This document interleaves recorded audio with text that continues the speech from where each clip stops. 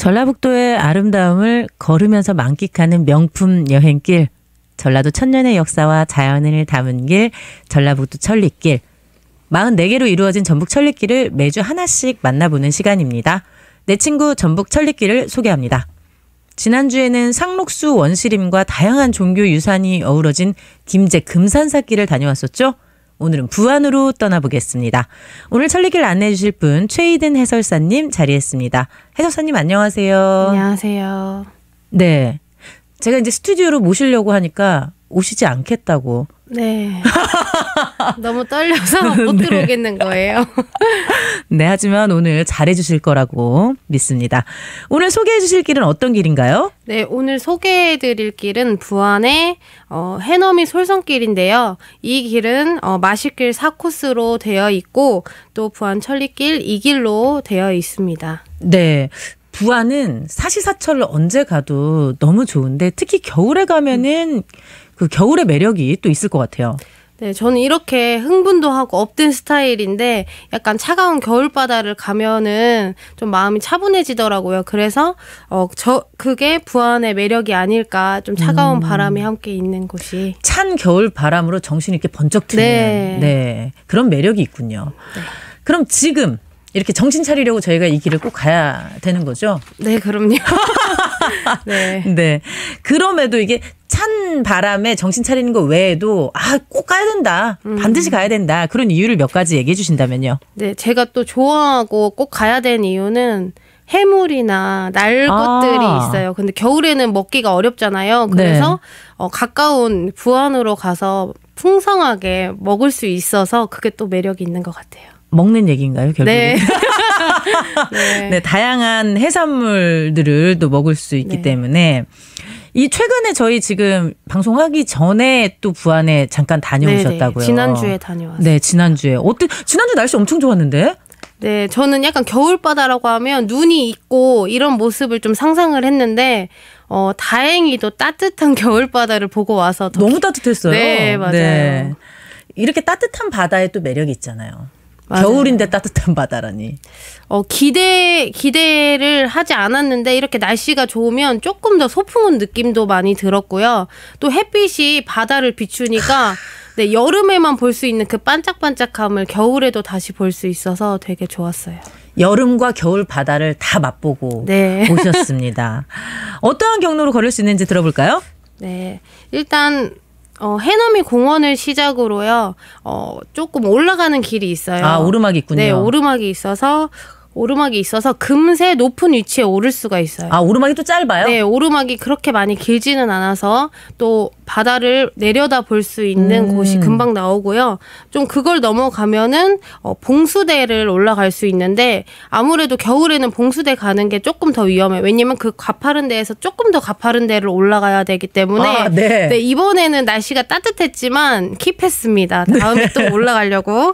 네. 그리고 그 봉화봉을 오르고 나면은 좀 내리막길이 있어요. 그래서 이순신 세트장이 있습니다. 네. 거기에서는 불멸의 이순신 드라마하고 영화 명량을 촬영을 한 곳이라고 하는데 지금은 제가 가보니까 현수막이 걸려 있더라고요. 2023년 5월까지 임시 휴관을 한다고. 그래서 안까지 못 들어가면 좀 아쉽긴 하지만 네, 그렇게 지나가고요. 또 길을 걷다 보면은 상록해수욕장이 있어요.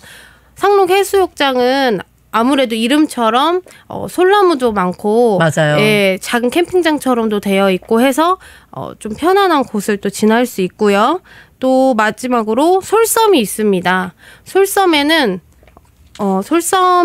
또 거기에 설명들이 앞에 나와 있어요. 솔섬의 설명. 네, 그래가지고 솔섬의 설명들을 보고 지나가면 마지막으로 종점인 전북 학생 수련원이 있습니다. 여기도 굉장히 오래됐는데 전북 학생 수련원도? 네, 맞아요. 제가 이제 다 끝나고 나니까 배가 아픈 거예요. 네. 장운동을 오랜만에 하니까. 오랜만에 걸었더니. 네, 맞아요. 네. 그래서 화장실을 갔더니 리모델링 중이었어요. 그래서 그 안을 조금 구부다 보니까 약간 전시도 할 수 있고 여러 정보들을 공유할 수 있는 공간으로 만들고 있는 것 같더라고요. 네, 무사히 네. 오셨죠? 깨끗하게 잘 해결했습니다. 네, 해결하고 잘 오셨죠. 네, 다행입니다. 그게 또 저는 굉장히 얘기를 들으면 신경이 또 쓰였어요. 네. 이렇게 해넘이 공원을 지나서 솔섬길을 따라 걷다가 봉수대 찍고 이순신 세트장 살짝 구경하고 그리고 솔섬 상록해수욕장 네. 상록해수욕장 있고 상록해수욕장을 지나서 솔섬이 있잖아요. 근데 그 상록해수욕장에서도 그 소나무들이 쫙 또 있으니까 네, 마음이 이제 뚫리는 그리고 종점으로 전북 학생 수련원까지 그럼 얼마나 걸리나요 시간이? 그래서 제가 시간을 체크해 봤더니 제가 낮에 갔거든요. 1시 40분에 출발을 해서 3시 40분? 딱 2시간 걸렸어요. 아, 2시간 정도? 네, 네. 나쁘지 않은 네, 코스입니다. 천천히 사진도 찍고 그러니라고 2시간 걸렸으니까 좀 더 빠르게 가면은 1시간 반도 찍을 수 있지 않을까 싶어요. 네. 그 전북 CBS 노컷뉴스 유튜브 채널로 들어오시면은 우리 해설사님이 촬영해 놓으신 그 코스별 사진을 확인하실 수 있습니다. 그럼 이 길에 대한 역사와 얽힌 이야기도 한번 들어볼게요. 네.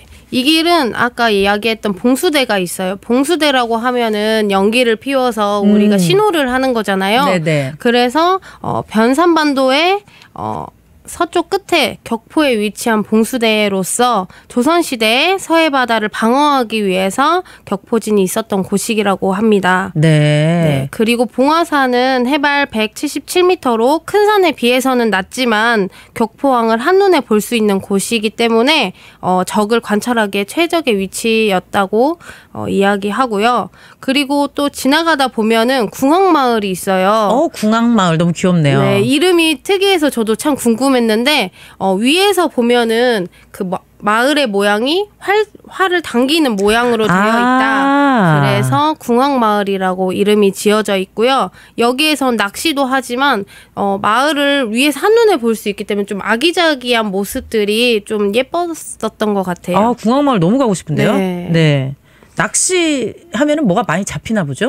모르겠어요. 낚시를 안 해서 모르겠는데 지금 겨울이라서 네. 그런지 제가 갔을 때에는 배들이나 어선들 그 부분들만 있었고 딱히 낚시하는 분들은 없었는데요. 아직은 없었군요. 네. 그리고 이제 마지막으로 종점인 전북 학생 수련원 안에서는 위령탑을 제가 봤어요. 그 안에? 네, 위령탑이 있는데 좀 더 자세히 보니까 3명의 청소년들이 거기에 이렇게 기리고 있었는데 초등학생 10여 명이 물에 빠진 상황에서 성인도 채 되지 않은 이 청소년들이 구하다가 이제 목숨을 잃은 것을 기르기 위해서 위령탑을 세웠다고 합니다. 초등학생이나 청소년들이나 다 네. 애들인데 그렇죠. 맞아요. 그 용기가 너무 대단한 것 같았어요. 네. 그럼 유령탑까지 있었습니다. 이 길을 걸으면서 꼭 봐야 하는 포인트 3가지만 짚어주신다면요?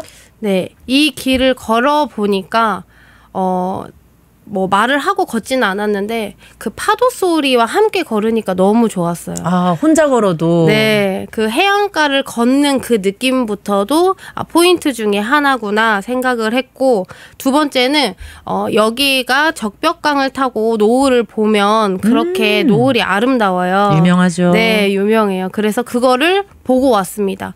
근데 제가 사진은 못 찍었어요. 왜냐하면 그때 너무 사진을 찍느라고 배터리가 나가서 네, 아쉽게도 한낮에 사진 찍으시느라 네. 아쉽네요. 네, 직접 가서 보시길 바랍니다. 네, 이런 팁이. 네. 직접 가서 보시면 더 예쁜 노을입니다. 그리고 이제 3번째는 솔섬이라는 게 사실 잘 모르면 대체 뭘까? 소나무 섬? 뭐지? 이렇게 생각을 했었는데 직접 가서 보니까 이 소나무들이 이렇게 울거져 있어가지고 한 10여 그루, 엄청 많지도 않아요. 네. 10여 그루의 소나무가 모여 있는데 그 비바람과 폭풍우를 이겨내고 그렇게 한 폭의 그림 같다고 해서 솔섬이라고도 한다고 해요. 네. 그리고 썰물일 때는 그 길이 열린대요. 솔섬길이. 그래서 그때 또 맞춰서 가시면 더 좋을 것 같아요. 네. 잘 빠져나오셔야 됩니다, 또. 맞아요. 네. 마지막으로 어떤 길인지 한마디로 정의한다면요? 해넘이 솔섬길을 건너보니까 자연이 주는 선물이다. 네, 라고 이야기하고 싶은데, 왜냐하면 파도 소리와 그 아름다운 색깔을 가진 노을과 이런 시원하고 따뜻한 바다, 그리고 아늑한 그 공간의 크기가 좀 마음을 편안하게 해주고 위안을 줄 수 있는 그런 자연이 주는 선물이 아닌가 싶습니다. 자연이 주는 선물 같은 길이네요. 네. 그럼 저희가 한 2시간 걸었으니까 사진도 찍고 배터리가 나갈 정도로 사진을 찍고 저희가 걸었지 않습니까? 그럼 이 길을 걷고 난 후에 꼭 좀 먹고 가야겠다 하는 음식이 있다면요? 네. 이 길을 걷고 나면 꼭 먹어야 되는 음식이 아까 이야기했듯이 겨울에는 이제 해산물이 풍성하다고 했잖아요. 네네.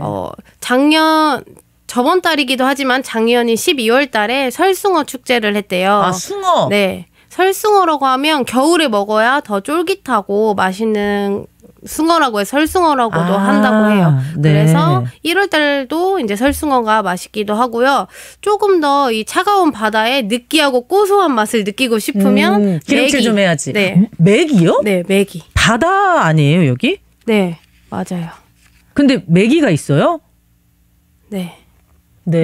메기가 이제 어떤 분이 그러시는데 술을 좀 좋아하시는 분들은 메기와 함께 숭어도 좋지만 두 가지를 추천을 받았고요. 네. 그리고 세 번째 제가 제일 좋아하는 격포 수산시장이 있어요. 격포 수산시장. 네, 거기는 구경만 해도 군침이 아주 네, 그렇죠. 그런데요. 네, 그래서 이 세 가지를 한번 추천해보고 싶습니다. 네, 뭐 숭어도 좋고 물메기도 좋고 격포 수산시장에서 회 좀 먹어도 좋고 다 좋습니다. 이 길과 함께 둘러볼 수 있는 주변 관광지도 소개해 주세요. 네.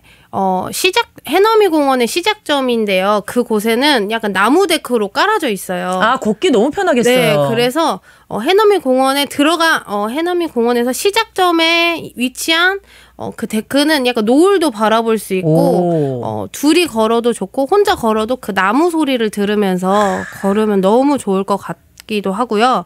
이 두 번째는 관광지라고 하면 이제 드라마 세트장이잖아요. 근데 지금 아까도 이야기했다시피 임시 휴관 중이어서 지금은 들어갈 수 없지만 제가 직접 가보니까 위에서도 그 한옥의 지붕 있잖아요. 그런 것을 볼 수도 있고 그 앞쪽으로 보면 또 바다가 있어요. 그 앞에서 또 사진도 찍을 수 있는 곳이 있더라고요. 네, 그래서 추천하고 마지막으로는 상록해수욕장. 상록해수욕장. 네, 상록해수욕장은 소나무들이 굉장히 많아서 진짜 약간 편백나무 숲에 온 것처럼 그렇게 되게 편안한 공간이기도 했어요. 네, 상록해수욕장 워낙에 유명해서 전라북도 지역 분들 중에 상록해수욕장 안 가보신 분은 없으실 겁니다. 맞아요. 네, 또 그 캠핑장도 굉장히 잘 돼 있어서 많이들 찾고 있죠. 이렇게 전망대도 있잖아요. 상록해수욕장 쪽에 전망대. 맞아요. 상록해수욕장에서 조금 더 지나가 보면은 전망대가 있어요. 근데 그 이름은 사실 잘 모르겠어요. 다른 데에는 전망대가 다 이름이 있는데 제가 간 전망대는 주변에 카페도 있었고 앞에 궁악마을도 볼 수 있는 그런 전망대였는데 동그랗게 이렇게 올라가는 길이었어요. 아, 네. 그걸 타고 올라가 보니까 그 한눈에 다 이렇게 볼 수 있는 격포를 이렇게 한눈에 다 볼 수 있는 그런 전망대를 꼭 올라가 보시기를 바랍니다. 어렵지 않더라고요. 네, 어렵지 않았다고 하시니까 한번 꼭 올라가 보시기 바랍니다. 이렇게 전라북도의 아름다움을 걸으면서 만끽하는 명품 여행길 전라북도 천리길. 오늘은 44개의 길 중 37번째 길인 부안 해넘이 솔섬길을 함께 걸어봤습니다. 가족들과 걷기에도 너무 코스가 난이도도 낮고 걷기도 편하게 되어 있어서 조만간 꼭 가서 한번 걸어보겠습니다. 최희든 해설사님 멋진 안내 감사했습니다. 네, 감사합니다.